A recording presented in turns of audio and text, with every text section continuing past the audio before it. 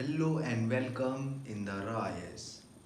आज हम डिस्कस करेंगे UPSC exam strategy. UPSC exam की स्ट्रेटजी क्या होनी चाहिए।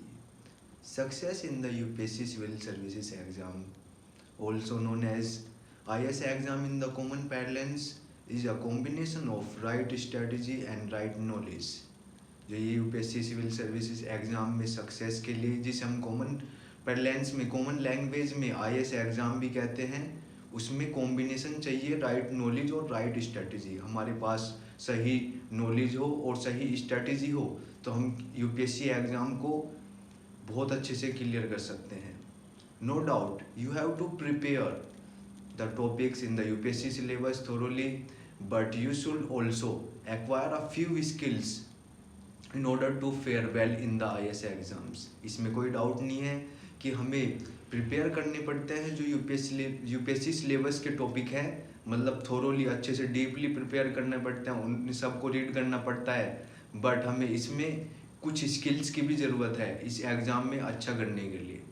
The particular demands of the IS exam are such that only a plan and guided preparations with the right focus can help you sail through. इसमें particular demands जो है इस exam की, इसमें प्लान एंड गाइडेड प्रिपरेशन होनी चाहिए with right focus, जो हमें मदद करेगी इस एग्ज़ाम को क्लियर करने में। Always remember when you are preparing for the IS exam, your goal should be to clear the IS exam, not to acquire the knowledge in the subject.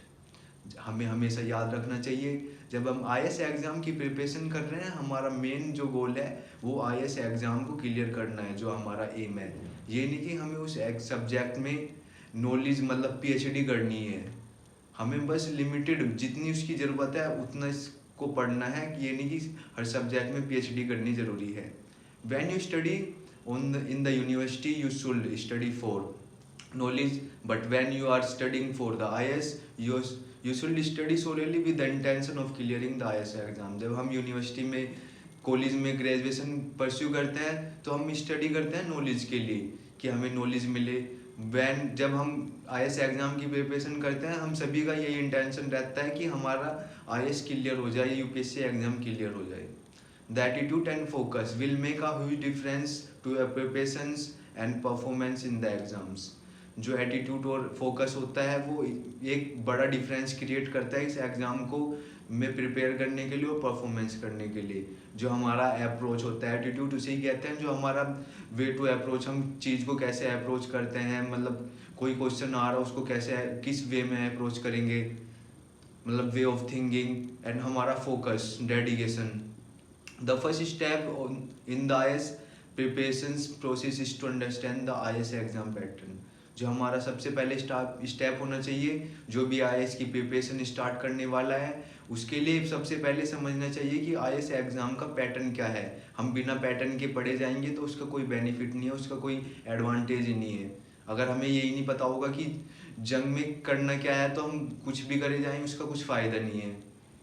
The UPSC exam is conducted in 3 stages. जो UPSC का exam होता है वो conducted किया जाता है 3 stages में।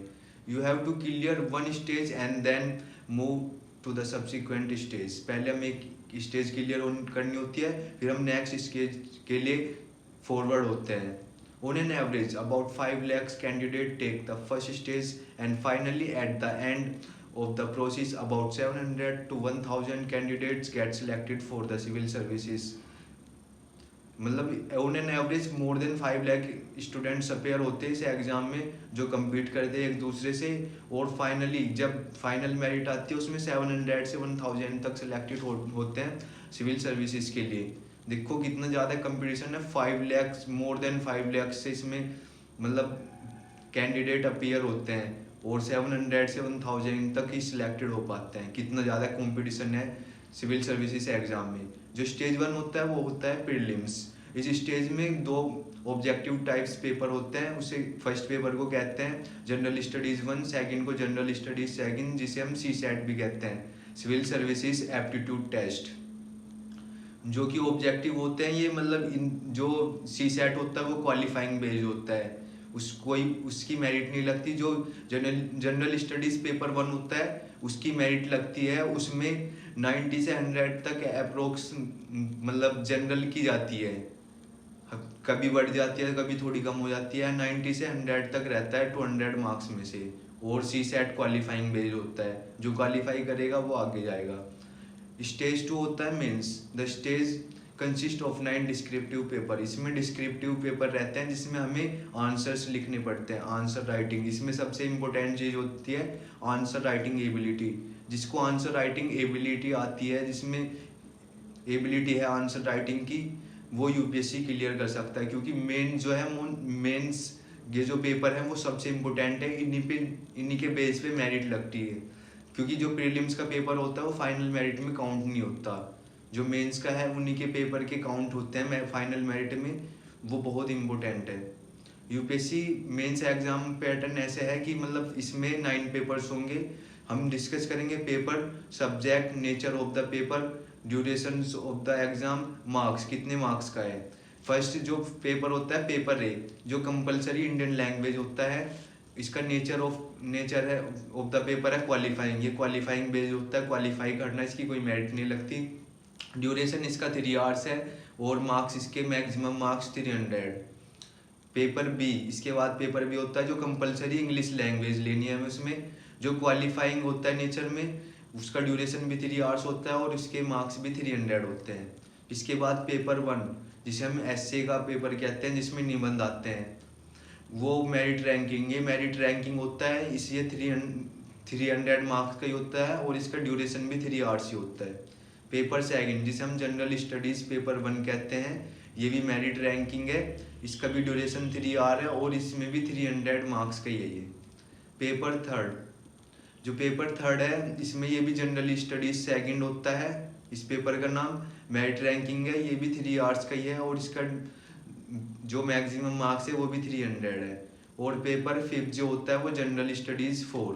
General studies के 4 पेपर होते हैं, GS1, GS2, GS3, GS4। जो GS4 है वो मेरिट रैंकिंग है, उसमें भी 300 मार्क्स का ही है और इसका ड्यूरेशन भी 3 आवर्स का है।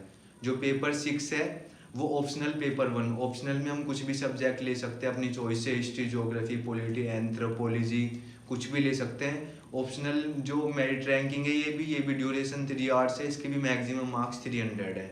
वो पेपर जो 7 है वो ऑप्शनल पेपर सेकंड है, ये भी मेरिट रैंकिंग है और इसके भी 300 मार्क्स का ही है और इसका ड्यूरेशन भी 3 आवर्स है। ये तो हो गया मतलब मेंस का।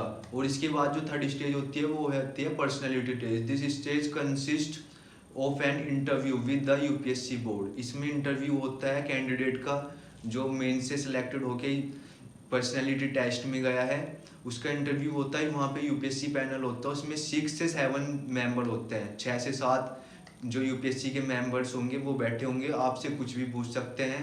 वो आपसे पहले इंट्रो कराएंगे, कुछ भी, आपका इंट्रो क्या है, आप कहाँ से हो, कैसे हो, आपने परस्यू ग्रेजुएशन में क्या किया है अपना, आपकी प्राइमरी एजुकेशन कहाँ से है, सेकेंडरी कहाँ से है, कुछ भी पूछ सकते हैं। ये नहीं कि वो सब्जेक्ट से ही पूछेंगे, आपकी लाइफ से रिलेटेड पूछ सकते हैं, बेसिक नॉलेज पे पूछ सकते हैं, एनीथिंग जो उनके माइंड में आता है वो आपको जज करते हैं।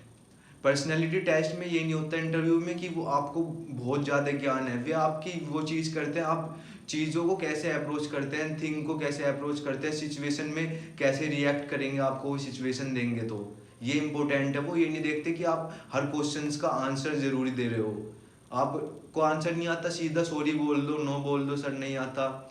ये नहीं कि आप उसे उन्हें उलझाओ, उन्हें घुमाओ, बस सीधा वे स्ट्रेट फॉरवर्ड रहना चाहिए, जो हो आप वो हो।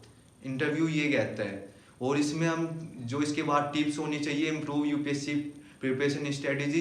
पहले सबसे पहले जो हमें एग्जाम पैटर्न जानना चाहिए and understand the need of competition, expectations, competition के एक्सपेक्टेशन क्या है यूपीएससी एग्जाम में एट थ्री डिफरेंट लेवल्स पे, जो कि 3 लेवल है इसके।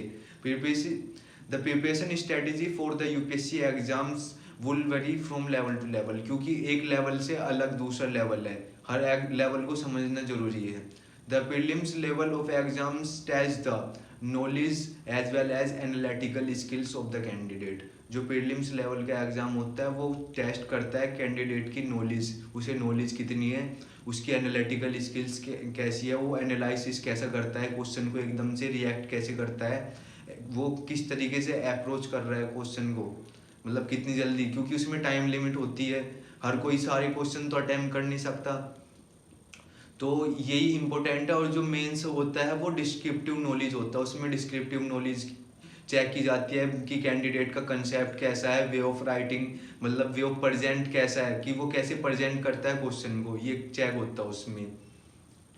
इसमें मतलब जो सिलेबस जो है टॉपिक्स, इस टॉपिक्स की नॉलेज होनी ज़रूरी है, जो उसमें आएंगे उससे रिलेटेड, तो बहुत यूजफुल होता है। मतलब जो प्रीलिम्स की प्रिपरेशन कर रहे हैं, अगर वो साथ साथ में मेंस की भी प्रिपरेशन कर रहे हैं, बहुत सारे टॉपिक्स ऐसे होते हैं जो हम मेंस में करते हैं वो प्रीलिम्स में भी आते हैं, बहुत कुछ रिलेट करता है कंसेप्ट। तो अगर आंसर राइटिंग भी करते हैं ना तो उसका बहुत बेनिफिट है, डेली एक आंसर्स कर रहे हैं।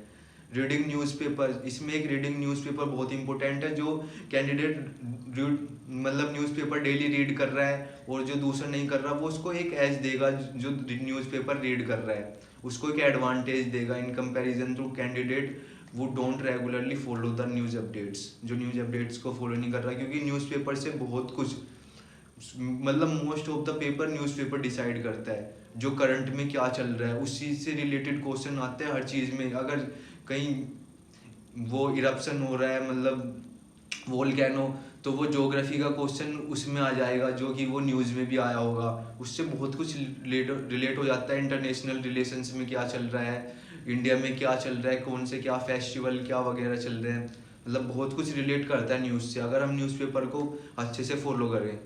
Develop the knowledge basics from the base, मतलब जो हमें मेन इंपोर्टेंट जो स्टार्टिंग कर रहा है उसे डेवलप करनी चाहिए knowledge base from the basics. Basics क्या है, एनसीईआरटी बुक्स हैं, एनसीईआरटी बुक्स की लैंग्वेज बहुत ईजी रहती है, मतलब हर कोई समझ जाता है, इतनी ईजी रहती है। Solve a lot of MCQs, हमें बहुत ज़्यादा एमसीक्यू सोल्व करने चाहिए जब हम प्रिपरेशन कर रहे हैं, सब्जेक्ट वाइज करने चाहिए वो भी, कि उससे हमारी स्ट्रेंथ और वीकनेसेस पता चलेगी। जो हमारी स्ट्रेंथ है हमें और ज़्यादा उसको मतलब स्ट्रॉन्ग करना है, जो वीकर सेक्शन है उनमें कोशिश करनी चाहिए कि हमें उस चीज़ को स्ट्रॉन्ग बना सके, उन चीज़ों पे वर्क करे डेली, उन चीज़ों में इम्प्रूवमेंट करें। यूपीएससी नोट्स मेकिंग, ये भी बहुत ज़्यादा इंपॉर्टेंट है। अगर हम अच्छे से नोट्स बनाएंगे, क्योंकि यूपीएससी का सिलेबस लिमिटेड है पर बहुत बड़ा है, वास्ट है, मतलब ये नहीं कि सब कुछ यूपीएससी में आता है, मतलब एक लिमिटेड तक सिलेबस है पर एक वास्ट सिलेबस है, इसलिए नोट मेकिंग बहुत इंपॉर्टेंट है। अगर हम प्रॉपरली नोट्स बनाएंगे, मतलब चार्ट के ऊपर फ्लो में बनाएंगे, मतलब अच्छे से बनाएंगे, ऑर्गेनाइज होंगे नोट्स, तो हम जल्दी रिवीजन कर पाएंगे। अगर हम कहीं भी कुछ भी उल्टा सीधा लिख देंगे तो हमें वो खुद को ही समझ में नहीं आएगा। अगर वेल ऑर्गेनाइज नोट्स नहीं होंगे तो हमें रिवीजन करने में बहुत ज़्यादा टाइम लगेगा उससे। और जो वन एंड लास्ट टिप है वो है यूपीएससी की स्ट्रेटेजी में consistency is the key to success. मतलब सबसे पहली चीज़ कंसिस्टेंसी, ये नहीं कि हमें डेली 10 से 12 घंटे पढ़ना है, कंसिस्टेंटली हमें 2 3 4 5 तक आर्ट्स जितने भी दे सकते हैं हम लिमिटेड उतने दे, मतलब कंसिस्टेंसी से दे। ये नहीं कि एक दिन 10 घंटे फिर एक वीक छोड़ दिया फिर उससे अगले वीक में 12 घंटे, ऐसे है यूपीएससी के लिए नहीं होता। कंसिस्टेंसी मांगता है, ट्रीट एवरीडे सेम, हर दिन को सेम इक्वली ट्रीट करना है, और मतलब सेम डेडिकेशन से और लेवल ऑफ कमिटमेंट से हमें प्रिपरेशन करनी है, जब भी इस एग्जाम में हमें सक्सेस मिलेगी। क्योंकि इसमें स्ट्रेटेजी अच्छी होनी चाहिए, राइट नॉलेज होनी चाहिए, ये नहीं कि कुछ भी पढ़ो। आज के लिए बस इतना ही, थैंक यू। आप सभी से रिक्वेस्ट है कि चैनल को सब्सक्राइब करेंगे और वीडियोस को लाइक करेंगे और शेयर करेंगे।